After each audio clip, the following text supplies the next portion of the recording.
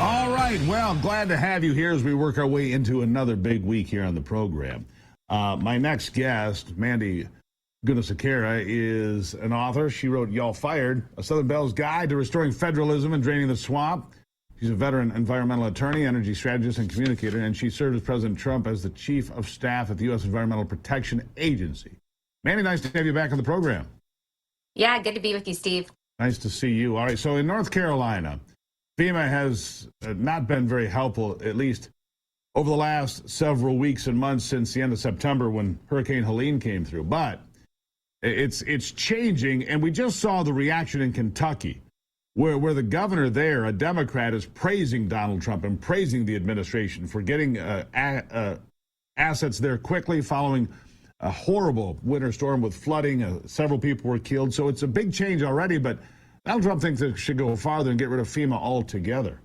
What do you think about that?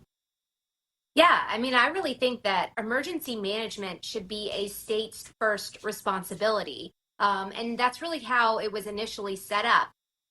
Just like environmental law and environmental issues, emergency response is very specific to the region that's impacted, and the local people there, the local officials, the state officials, they're going to know how best to deal with it, at least initially, backed up by federal resources. And so I'm on board with President Trump reforming FEMA. I mean, we saw that they were yet another agency that was weaponized against people that specifically supported President Trump. I mean, it's absurd. You heard the stories where the FEMA people were skipping houses when they were going through disaster zones, skipping houses with Trump signs, and they cited some safety issue, leaving American citizens out in need when they were in the worst kind of situation. Right. So this agency is overdue for reform, and I really think finding that balance again where the states lead backed up by federal support, which is something President Trump has leaned into in a lot of ways, makes sense. Mandy, wouldn't you say, I mean, there's enough evidence now that I think it's safe to say that the Trump doctrine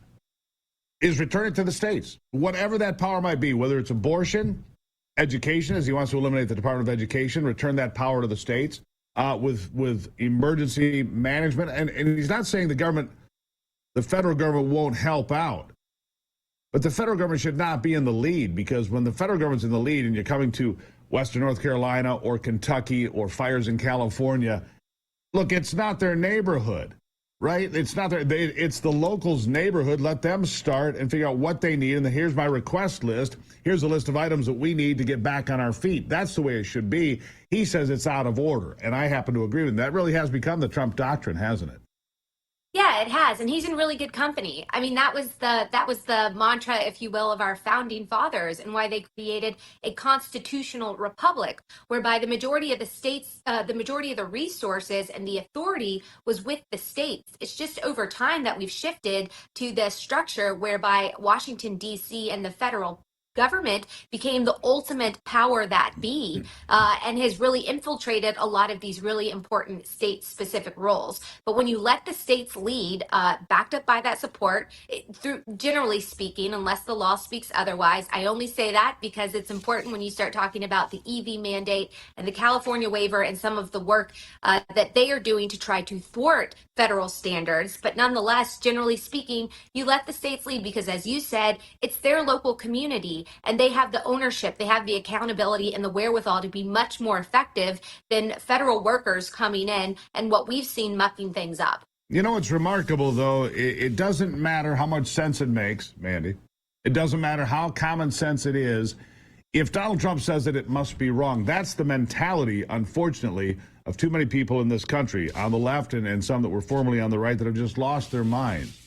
You know, you go in with Elon Musk and you find billions of dollars being misspent, and it's a coup. Apparently, it's a terrible thing, and people are going to die if you save the taxpayer money in the United States. $4.7 trillion, the headline today, of money that's been lost.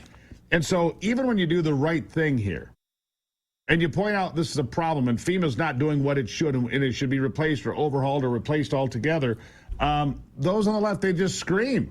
They don't care whether it's right or wrong. If Donald Trump says it, it has to be wrong, and they scream like children. It is truly bizarre to me, Mandy.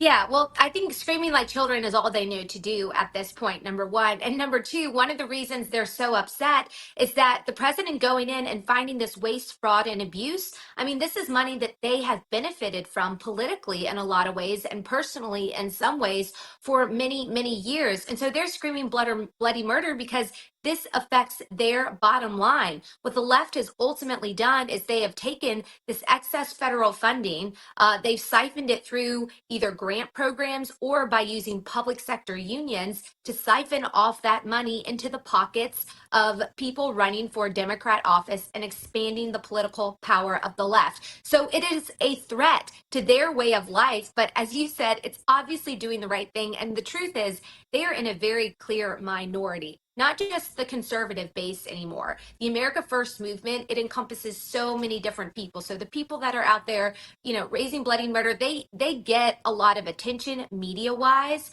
but from a general perspective, they are well outnumbered, and I think most Americans see them for what they are and put them in their place. They understand reform needs to take place because $4.7 trillion, I mean, that's an absurd amount of money to not have a destination and to not be able to actually track its effectiveness. I mean, you couldn't run a small business not knowing where $4,700 went. I mean, can you imagine going to your accountant? Right. That $4,700, I didn't really write where it was going. My accountant would have me by the short hair saying, what are you talking about? I need answers on this. But $4.7 trillion, and the Democrats are yelling, it's a coup by Donald Trump. They'll have access to your personal... I say, holy Lord, take your medicine, would you please? Mandy, I'll give you the last word here. We need to clean up our act.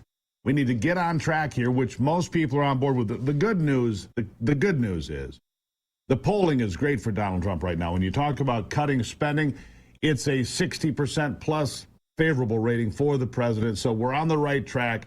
The Democrats and the people at MSNBC, they're in the weeds somewhere. I'll give you the last word. Yeah, I think your listeners probably know they should tell their friends, don't listen to them. Don't let them disrupt the good thing that we have going, which is a president who cares so much. He's going to take care of the people, but he's also going to try to get the relative government house in order, something that's been talked about for a really long time. But a lot of politicians have lost courage and haven't had the wherewithal to actually get it done. Not only is he doing it and delivering trillions of dollars of saving, he's once and for all shrinking the size and scope of the federal government so that the individual American voter will have more sway than the unelected bureaucrat as it's supposed to be. Mandy Gunasekara, thank you as always, my friend. Thank you for being here. We'll see you again soon. Thank you, Steve. Thank you. All right, so I always want to support people who support this program, Exodus. It showed up on my desk here a few months ago. And look, if you're tired of being in pain every day or sick and tired, try ExodusNow.com. Exodus is a natural holistic supplement that combines 2,000 years of ancient wisdom with modern science. It has 7 biblical ingredients like frankincense, myrrh, cumin, all paired with the groundbreaking benefits of molecular hydrogen, designed to soothe joint and muscle discomfort, boost your energy, and reduce inflammation. And I'm telling you what, it works for me. I'm going to take it right now as soon as we hit the break here. If you're living with chronic inflammation, you're not alone, but you don't have to suffer anymore. Try ExodusNow.com. Go look this up. Try ExodusNow.com. You're going to be impressed with this. Trust me. Try ExodusNow.com. You're listening to the Steve Gruber Show. I'm glad you're here. I'll take a break and be right back.